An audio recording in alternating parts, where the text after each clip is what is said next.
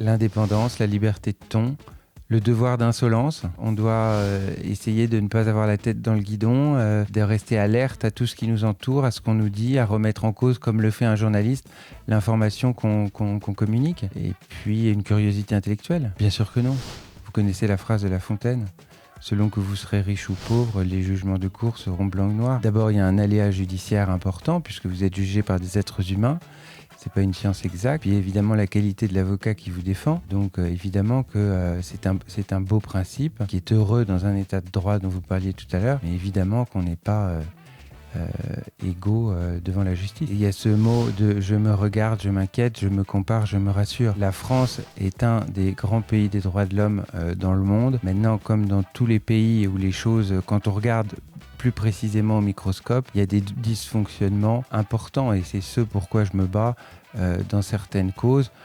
Parfois des causes strictement judiciaires dans l'enceinte d'un tribunal et puis parfois lorsque je fais appel au secours de l'opinion pour dénoncer publiquement et que les choses avancent dans l'opinion, avancent auprès du législateur. Donc dans l'ensemble, je pense que l'on peut s'honorer de l'état de droit dans lequel nous sommes, mais c'est une vigilance de tous les instants et il faut se battre pour toutes les dérives possibles pour les corriger. Techniquement, pour vous répondre, il y a des bases de données. J'ai une équipe qui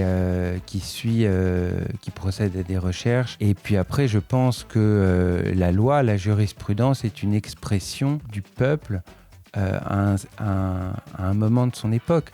La loi, elle répond à une époque. Je pense que le métier d'avocat est absolument pas menacé par l'intelligence artificielle. Je pense que c'est une révolution qui est formidable, qui va permettre de faire gagner du temps, mais qui remplacera jamais un cerveau humain. Lorsque les clients viennent avec des contentieux complexes, imposant une stratégie médiatique, imposant une stratégie judiciaire devant plusieurs types de juridictions, pénales, civiles, prud'homales, comme le cas d'un lanceur d'alerte, vous ne pourrez jamais confier vos questions à une intelligence artificielle. Je ne pense pas, pour toutes ces raisons, que l'intelligence artificielle remplace. En revanche, je pense que les avocats peuvent s'appuyer dessus pour gagner du temps.